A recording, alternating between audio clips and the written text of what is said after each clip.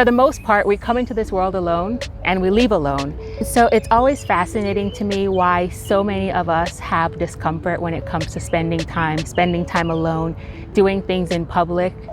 I think we spend so much time worrying about what other people think, when in reality, time is our most precious gift that we have.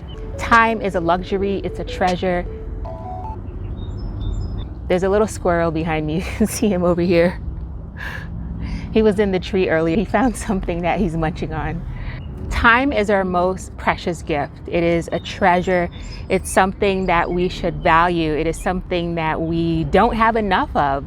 And so when you do have time and when you can spend it, especially when you can spend it alone, I personally think that is such an amazing thing. In this video, I'm going to take you with me to see what it's like to spend time alone, not just going through the motions, but to truly enjoy spending time and taking in everything that comes with that. I'm sharing this with you from the perspective of someone who's an only child. So there's that angle as well. This is what I've known since I was a child. And so as an adult, it's continued to be the same, where I truly value and appreciate the time that I have to spend with myself, because this has been a gift to me in so many different ways.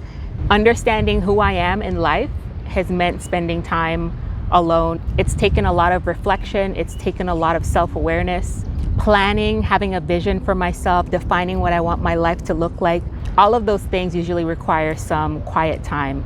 Goal setting, having plans, executing those plans, accomplishing things that are important to you, defining what those things are that are important to you.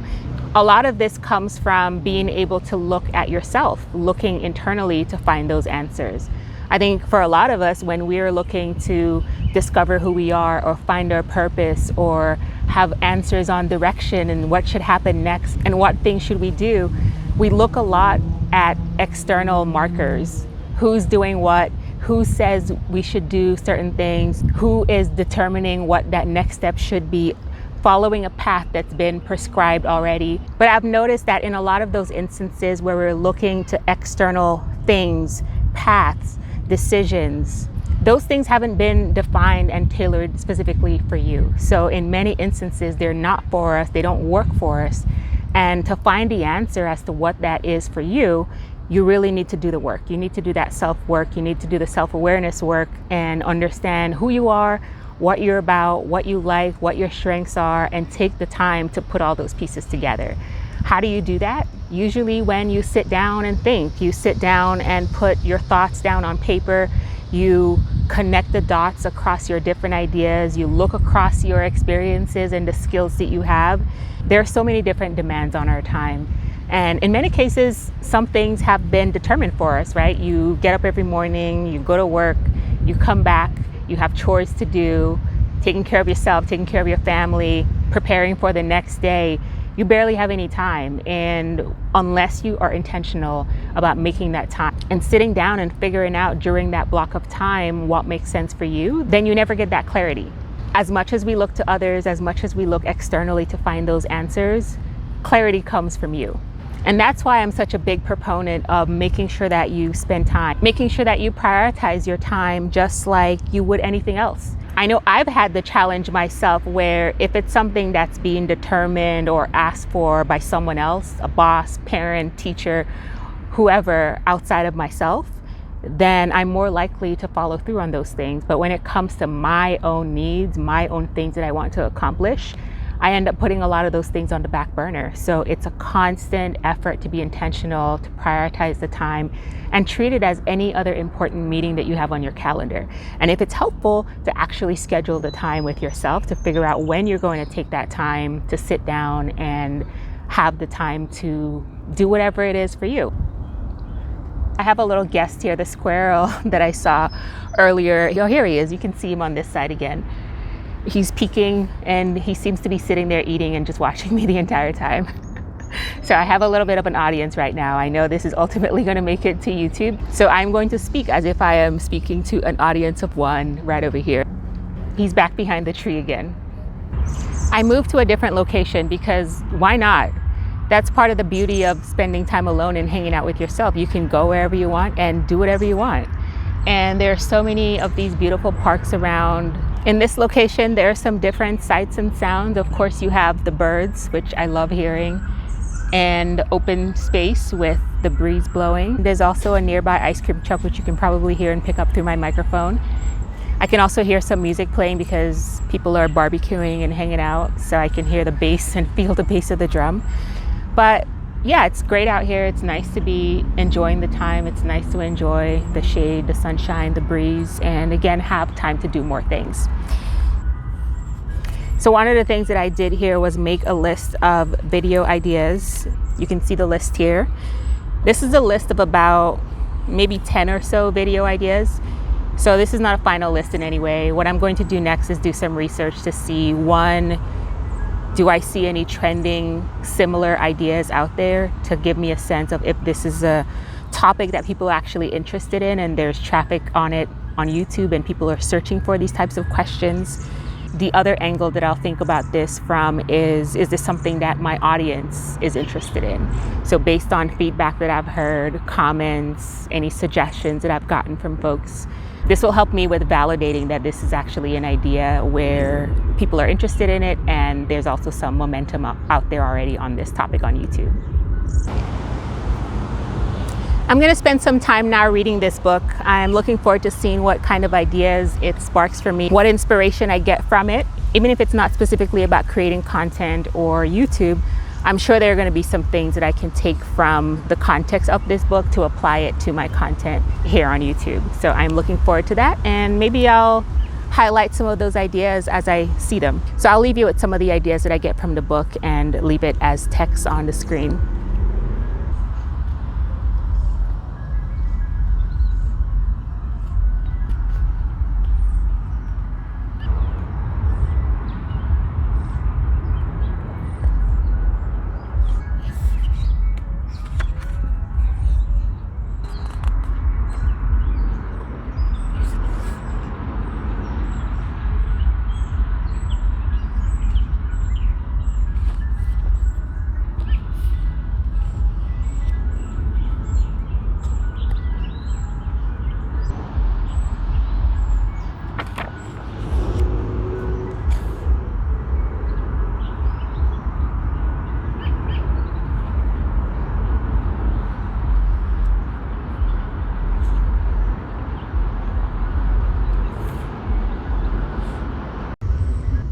Thank you so much for joining me and spending some time with me. I hope this has been encouraging and inspiring for you to also set aside some time to enjoy with yourself, enjoy your day, and do things that are of interest to you. Do things that bring you joy, things that help you relax, things that help you reflect, things that help you get closer to the version of yourself that you aspire to be, and things that can help you achieve the things that you're interested in achieving in this life, in this world, in your day, this month, in your life on the whole, in your career.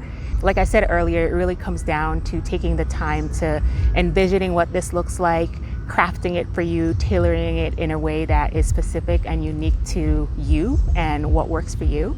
And in order to do that, you have to know yourself. You have to spend time, you have to explore, take the time to better understand who you are, to build your self-awareness, to learn more about who you are, what things drive you, the things that are important to you, what are your values, what are your principles, how do you want to live, defining that, and knowing that you have the ability to make that real, you have the ability to make that happen.